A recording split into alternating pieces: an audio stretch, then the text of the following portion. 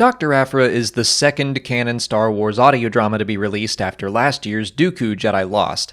Author Sarah Kuhn adapted the story from the Darth Vader and Star Wars comics that introduced the character way back in 2015. So how was it?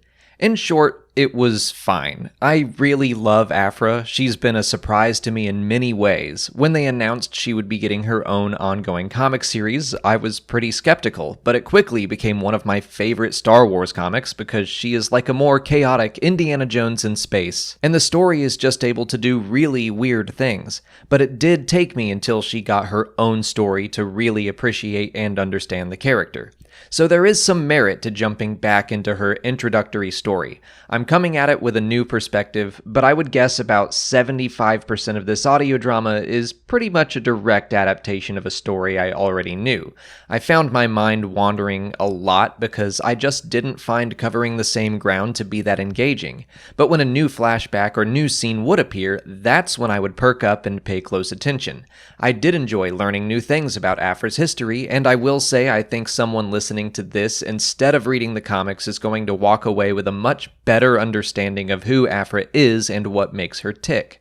One of my favorite aspects of the story was the fact that it is narrated by her. So we're getting these events from her, and she straight up says we can't trust her to tell it right. She will pause, mark segments to be deleted later, or sometimes the recording will stutter, and we'll learn that she kept some events or feelings from us.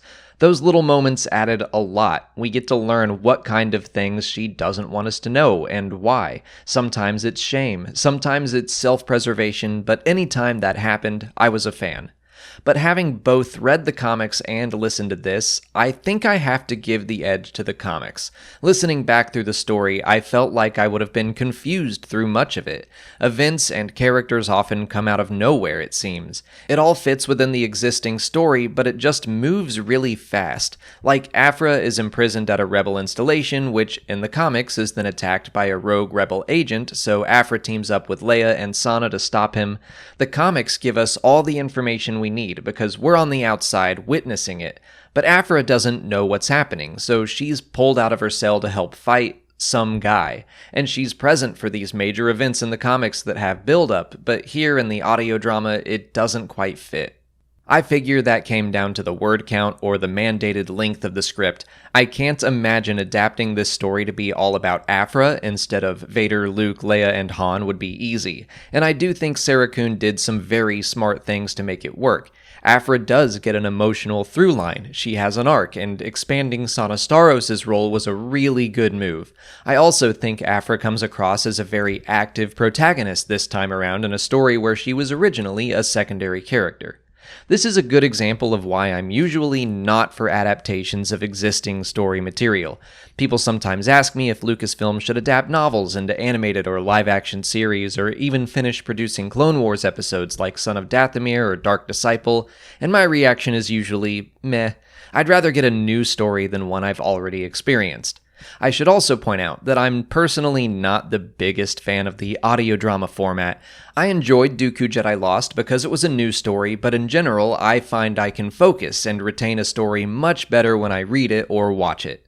If you haven't read the comics and you want to learn who Dr. Aphra is, this will tell you what you need to know, but I think the comics more clearly give you the whole picture. If you've already read the comics and you love Aphra and you want to learn more about her, you will get that in this story, but it wasn't as much as I was hoping for. It was a good refresher, but I still think someone needs to read the comics to fully appreciate the entire story. Before closing out, I do want to point out that the fact that this project happened at all does make me happy. Like I said, I think Aphra is a great character, and I hope more people fall in love with her thanks to this release. On top of that, I am curious as to why they're going over her introduction again and expanding her into new media. If this is a precursor to even more Aphra storytelling, if this is an attempt to easily introduce her to a wider audience specifically to transition her into something like a Disney Plus series, I will be thrilled. I will happily point people to the audio drama so they can quickly learn about her. But that's my review for Dr. Aphra. If you're interested in giving it a listen, you can pick it up for free on Audible by clicking on the link in the description or by going to www.audibletrial.com/Star Wars Explained. The audio drama is out right now, and the production value is very high with a full voice cast, sound effects, and music. It's like listening to a movie. Signing up for an Audible trial will get you a credit for one free piece of content, and you can use it on Dr. Aphra or just about any Star Wars book you can think of. Or get anything you want. The point is, you get a free story, and you'll be supporting the channel when you do.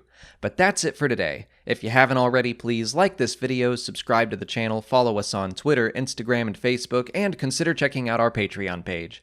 As always, thanks for watching, and may the Force be with you.